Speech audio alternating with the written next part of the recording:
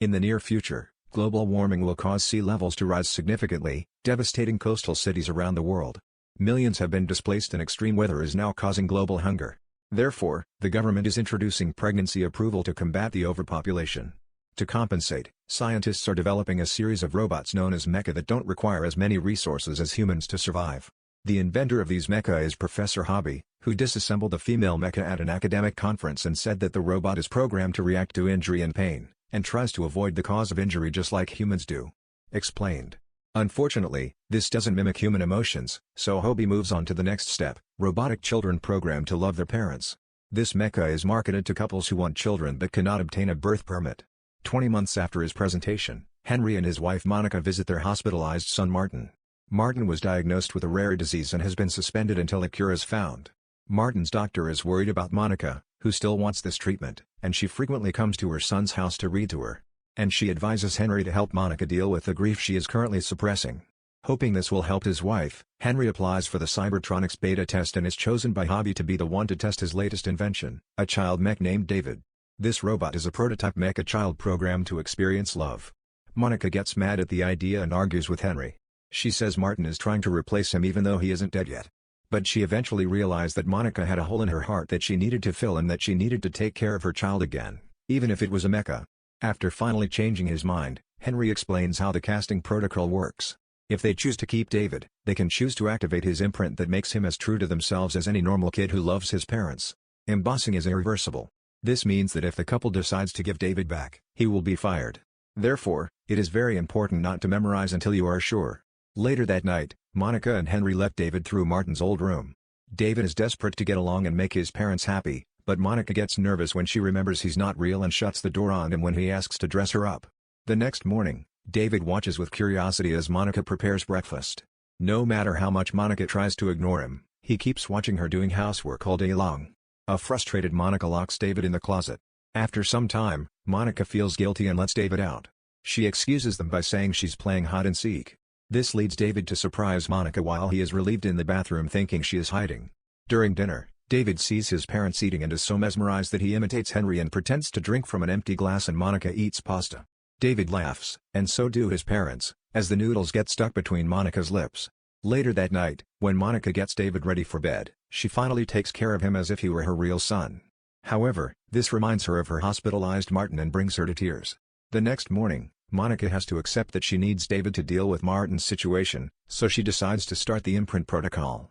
Her boyish face softens as she speaks the cipher that sparks David's love for her, and she calls Monica Mom for the first time.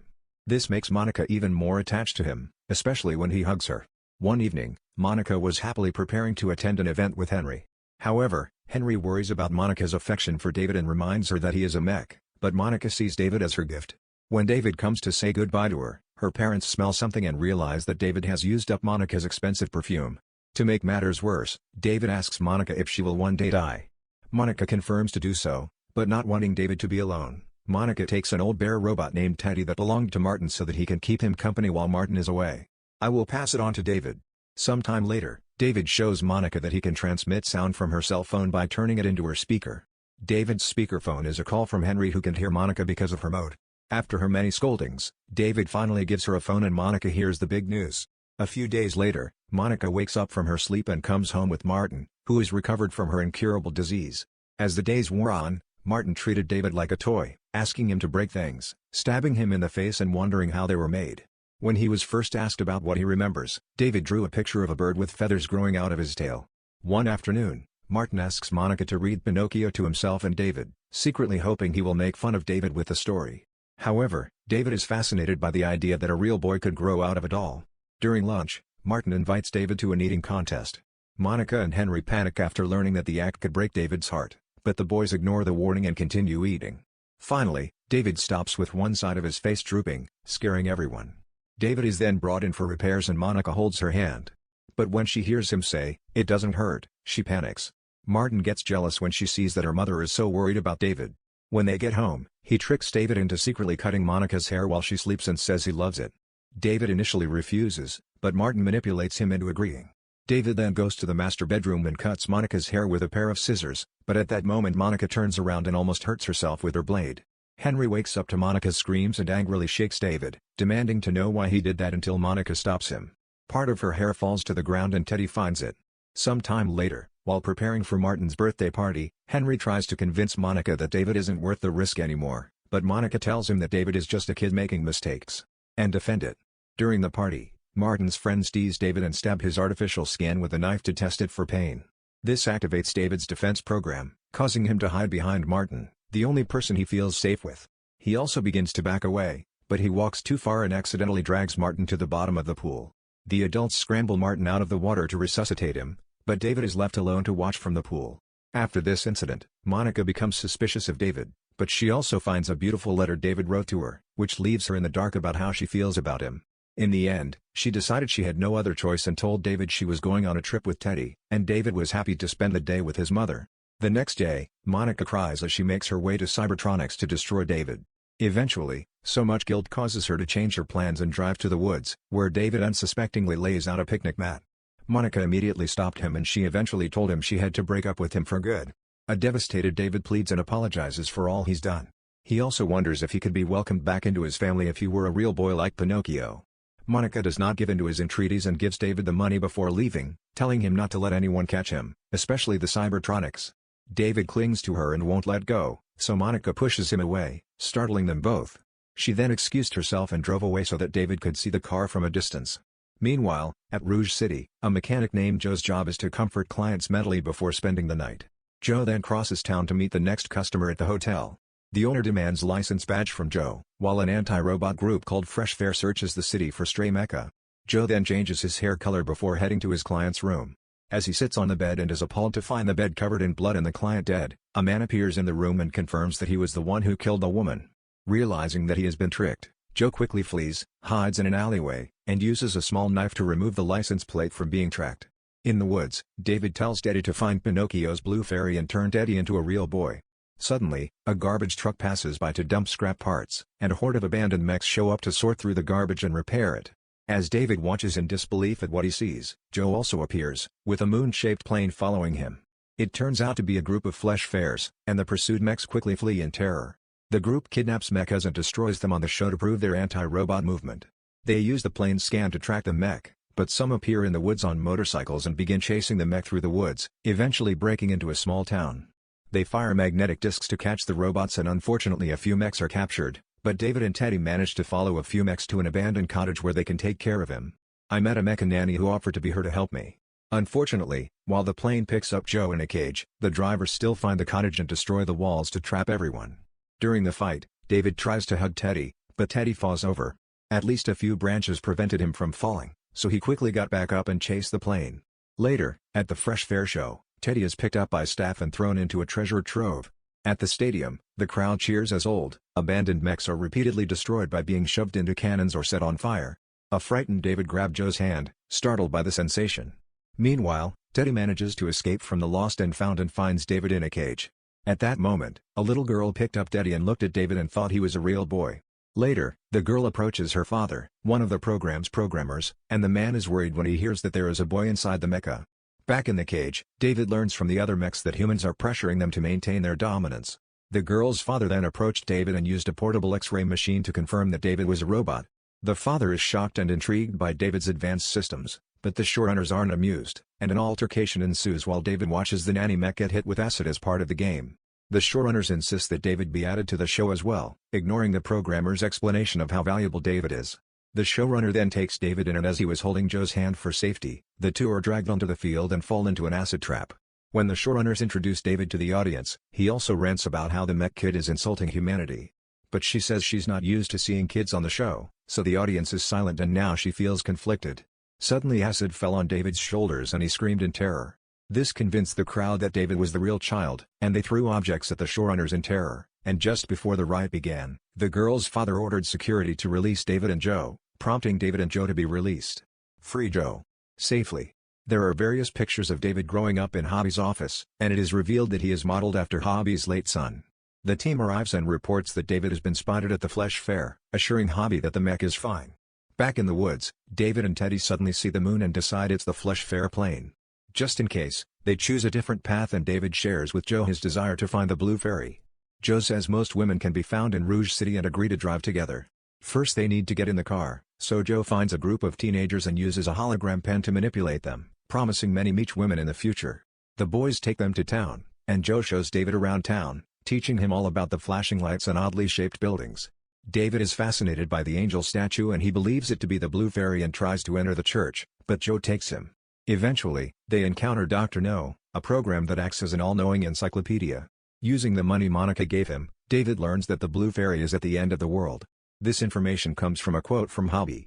Joe doesn't like it because he knows that mechas that went to the end of the world will never come back, and tries to explain to David that humans hate robots. But David insists that if he were a real boy, Monica would love him. He doesn't believe Joe when he says humans can't love mechs, and rants about the contract, implying otherwise. As they exited news store, the police found them and arrested Joe. You still think he killed the woman in the hotel? Intrigued, David climbed into the driver's seat of the helicopter and turned it on, but apparently he could not control the helicopter and his so-called maneuvers wreaked havoc on the city, destroying things and killing people. I almost bumped into him. As residents flee in panic, Joe uses a distraction to escape the police and reunite with David. Joe hops into the helicopter and steers it to smoothly maneuver and escape safely. A few hours later, they arrive in what used to be Manhattan and what Joe calls the place where the lions cry. Due to rising sea levels, the rest of the city is in ruins and submerged. David finds a statue of a lion with water running out of its mouth, and remembers Joe's words. Using that as a cue, they landed the helicopter on the building next to the lion. Then David and Joe go find Professor Hobby. David finds a door with a fairy tale quote on it and when he walks through the door he finds a chair with someone sitting on it. Looking back, David is shocked to find a child who looks just like him. The other David just smiles and says he's real and invites them to read a book together, but the first David thinks this guy will take his place. Enraged, David grabs the lamp and slams it into the table and the other David's head, which also turns out to be a mech. A terrified Joe walks away, but David thrashes, screaming that he is special and unique. Professor Hobby then appears and stops him, claiming that David is a real boy and his own Blue Fairy. Dr. No's clues to find the Blue Fairy were specifically designed to lead David to Professor Hobby, and the journey also follows an unknown dream of pursuing something no other mech can. We tested David's motives to see if they were strong enough to Hobby leaves the office to gather the team, and David realizes his trip was part of someone else's plan. After this, David enters another room, where he finds several more mechs that resemble him. Some of them are still open. As he approaches the window, he sees the bird he remembers as his first memory, but it turns out to be a statue outside his office. Several boxes are lined up while David and his female counterparts are mass-produced for sale. Realizing that he is by no means unique, David goes outside and falls into the water as Joe watches from the helicopter. Underwater, many fish carry David, but David falls from anything that catches his eye. David reaches out to him, but Joe finds him first and pulls him away with the helicopter's outstretched arms. Once outside, David realizes he has found the Blue Fairy in the water. Unfortunately, before they can move on, Joe is suddenly pulled into a police helicopter hovering over him. Joe says goodbye to David and asks the women to tell their stories when he becomes a real boy. He then activates the helicopter's submarine mode before hovering away. Determined to find the Blue Fairy, David takes Teddy by his side and pilots a transformed helicopter to an abandoned carnival. He observes all the attractions depicting fairy tales and finally discovers Pinocchio who follows him until he finds a statue of the Blue Fairy. At that moment, the Ferris wheel crashes into the helicopter, and the two are caught up in it. David doesn't care, he only has eyes for the Blue Fairy and begs her to make him a real boy. But the fairies did not respond, and David remained there for years, not losing hope when the lights began to fade. 2,000 years later, the world was covered in ice and snow, and humanity had disappeared for a while. One day, an alien spaceship appeared, flew around Manhattan, and colonized the planet. There they move David's helicopter and find David and Teddy on the ice. They quickly reactivate him and David begins to flinch before noticing the Blue Fairy in front of him. He quickly climbs out of the helicopter and approaches the frozen statue as alien creatures watch over him. He then touched the Blue Fairy and shattered it in front of him. The aliens use this opportunity to scan David's memory to learn more about the planet. Then suddenly David is sitting at Monica's table. The house is just as he remembers it, and David eagerly searches for Monica, but a different voice answers. Surprised to find the Blue Fairy alive and speaking, David asks him to make him a real boy, but she admits she can't. The aliens use the Blue Fairy to talk to David, telling him that Monica is gone and that her body has long since disappeared and the fairy cannot resurrect her.